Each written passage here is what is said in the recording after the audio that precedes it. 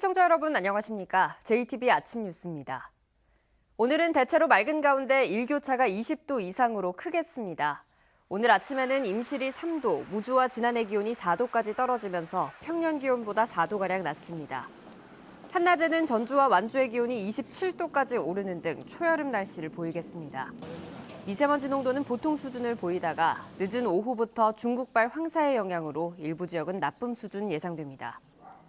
당분간 고기압의 영향으로 대체로 맑은 날씨가 이어지겠고 대기는 건조해 화재 예방에 주의가 필요합니다. 우리나라 최대 독립영화 축제인 전주국제영화제가 개막했습니다. 올해로 20살 성년이 된 전주국제영화제에서는 52개 나라에서 온 270여 편의 영화가 관객들을 만납니다. 주희인 기자입니다. 별처럼 빛나는 배우들이 레드카펫을 걸을 때마다 관객들의 함성이 쏟아집니다. 올해 20도를 맞는 전주국제영화제가 어제 개막했습니다. 평소에 영화를 너무 좋아하는데 이렇게 전주에 큰 행사가 있어서 감독도 볼 수 있고 배우도 볼 수 있고. 이탈리아 청춘들의 불안한 성장기를 담은 개막작 나폴리 작은 갱들의 도시를 시작으로 오는 11일까지 53개 나라에서 온 275편의 영화가 관객들을 만납니다. 영화제 20주년을 기념해 마련된 뉴트로 전주에서는 그동안 전주국제영화제를 거쳐간 국내외 감독들의 신작이 상영됩니다. 아마도 이 뉴트로 전주의 작품들을 보시면은 전주영화제가 어떤 정신을 가지고 여태까지 발전해 왔는지를 한눈에 보실 수 있는 굉장히 좋은 작품이면서 또 전주국제영화제 역사를 되새겨볼 수 있는 그런. 축제 기간 전주 영화의 거리에서는 매일 다양한 이벤트와 공연, 영화인과의 만남의 장이 열립니다. 버려진 공장을 문화공간으로 되살린 팔복예술공장에서도 영화 포스터 전시회 등 다채로운 부대 행사가 마련됩니다. 영화와 함께 맞는 20번째 전주의 봄. 다양한 시선을 가진 색다른 작품들이 영화 팬들의 마음을 설레게 하고 있습니다. JTB 뉴스 주혜인입니다. 지난 2000년 새로운 천년과 함께 시작된 전주국제영화제가 어느덧 올해 20도를 맞았습니다. 디지털, 독립, 대한영화를 기치로 시작한 전주국제영화제는 이제 우리나라를 대표하는 독립영화 축제로 성장했는데요. 지난 20년의 여정을 하원호 기자가 정리했습니다. 새로운 천년이 시작되던 해 전주국제영화제는 독립과 대한, 디지털을 화두로 첫 선을 보였습니다. 제1회 전주국제영화제 개막을 선언합니다. 누구나 영화를 찍을 수 있는 디지털 시대. 기술 발전은 창작의 자유로 이어졌고 자본에 구애받지 않는 다양한 독립 영화들이 쏟아져 나왔습니다.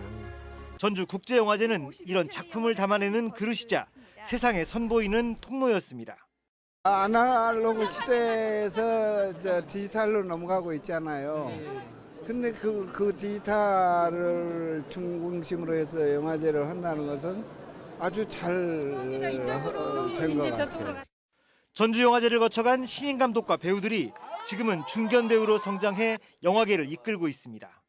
와이키키 브라더스가 개봉을 앞서서 개막작으로 또 초청되고 또 너무 영광스럽게도 또 전주 키드라는 또 그런 막대한 책임을 맡게 돼서 양적인 성장도 이뤘습니다.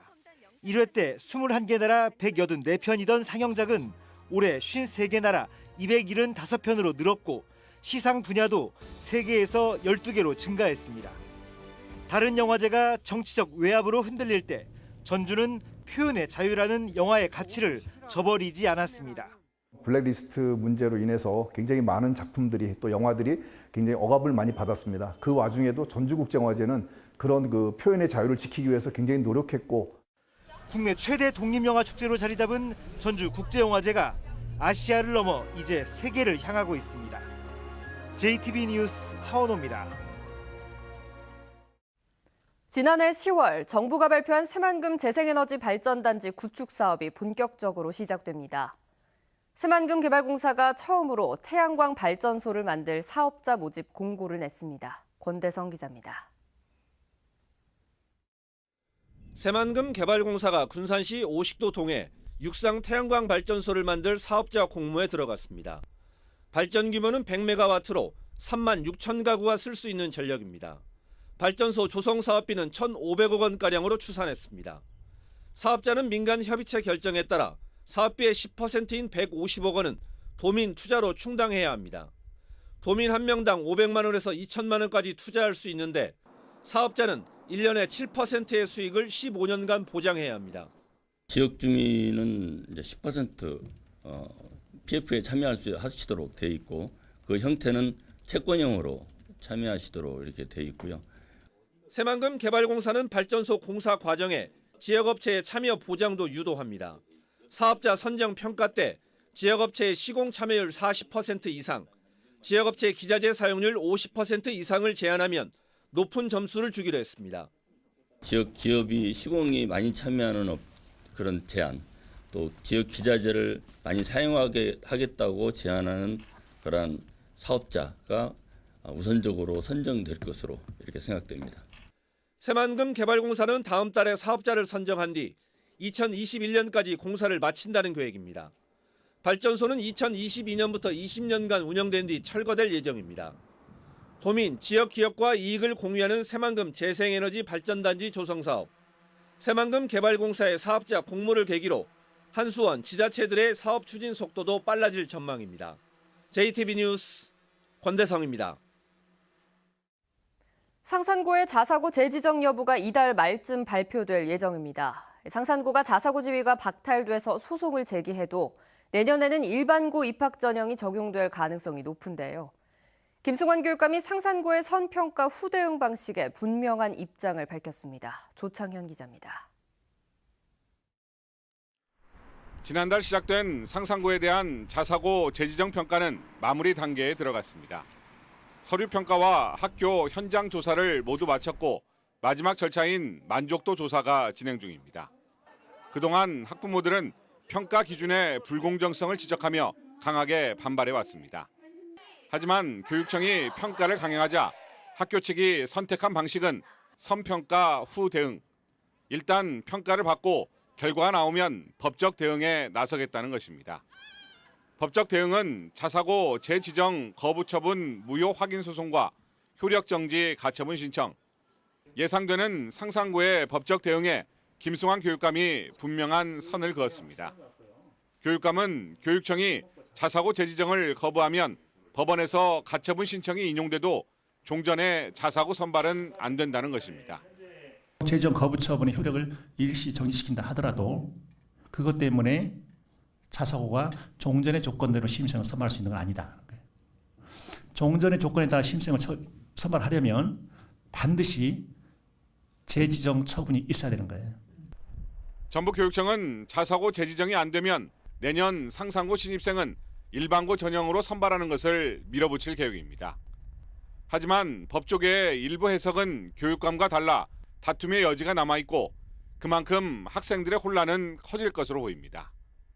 전북교육청은 오는 13일까지 상산고 자사고 재지정 평가를 모두 마무리하고 이달 말쯤 지정 취소 여부를 확정 발표할 예정입니다. JTB 뉴스 조창현입니다. 전주시가 제때 정보를 공개하지 않아서 애를 먹는 민원인들이 많습니다. 그러나 공무원이 계속 정보 공개를 거부하면 민원인은 해당 공무원을 직무유기로 고발할 수 있습니다. 김철 기자입니다. 시민운동가 이창희 씨는 전주시 완산구 아파트 재개발 문제로 건설업체와 민사소송을 치르면서 전주시에게 정보 공개를 요청했습니다. 아파트 사업 부진의 토지 사용 승낙서와 국공유지 비율을 보여달라고 했지만 전주시는 개인정보 등을 이유로 정보 공개를 거부했습니다. 이 씨가 전라북도 행정심판위원회와 국민권익위원회에 민원을 제기하자 전주시는 마지못해 자료를 공개했습니다. 전주시청 공무원들은 제가 뭘 물어보면 얘기를 안 해줘요. 그리고 일이 어떻게 진행되는 절차 이런 것도 얘기를 안 합니다. 이런 것들이 결국은 건설회사를 도와주는 일종의 간접적 보조행위예요. 전주시 중화산동에서 역시 재개발 문제로 건설업체와 갈등을 빚은 민원인도 전주시에게 정보 공개를 요청했지만 거부당했습니다.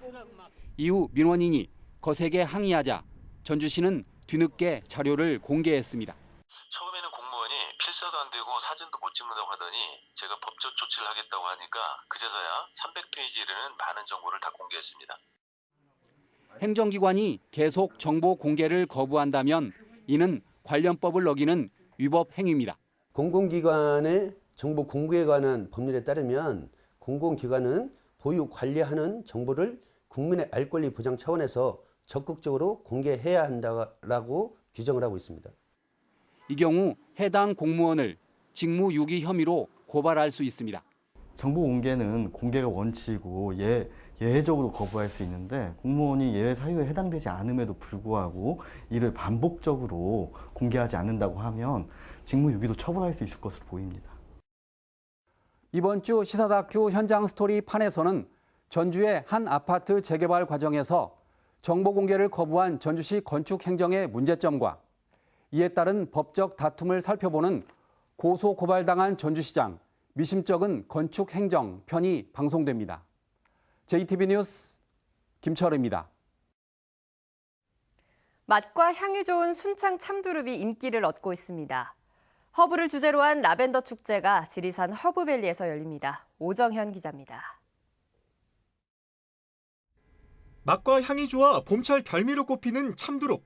국내 생산량의 70%를 차지하는 순창 참두릅이 큰 인기를 얻고 있습니다. 지난해 참두릅 348톤을 생산해 52억 원의 소득을 올린 순창구는 엄격한 품질 관리를 통해 순창 참두릅을 명품 브랜드로 만들어 나갈 계획입니다. 허브를 주제로 한 라벤더 힐 페스타가 오는 19일까지 지리산 허브밸리에서 열립니다. 허브밸리 잔디 광장에는 프렌치 라벤더 화분 3,000개를 배치하고 다양한 포토존을 설치해 관광객들의 눈을 사로잡을 예정입니다. 라벤더 조경과 함께 다양한 허브 체험과 전시, 영화 상영 등이 준비되었으니 많이 찾아주시기 바랍니다. 장수보건의료원이 초중고 1학년 학생 500여 명을 대상으로 건강검진을 실시합니다. 비만도와 혈액검사, 방사선 검사 등을 통해 이상소견이 있는 경우 전문 병원에 진료를 의뢰할 계획입니다. 학생 건강검진을 통하여 건강한 몸을 관리하는 자세와 생활 태도를 갖도록 하고 김제사랑 장학재단이 고등학생과 대학생 191명을 선발해 장학금 3억 원을 지원하기로 했습니다.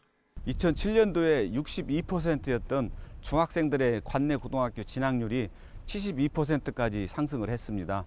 앞으로도 과감하고 다양한 장학금 제도와 장학 사업을 펼쳐나가도록 하겠습니다. 2007년에 설립된 김제사랑 장학재단은 모두 300억 원의 기금을 마련해 다양한 장학 사업을 추진하고 있습니다. JTB 뉴스 오정현입니다.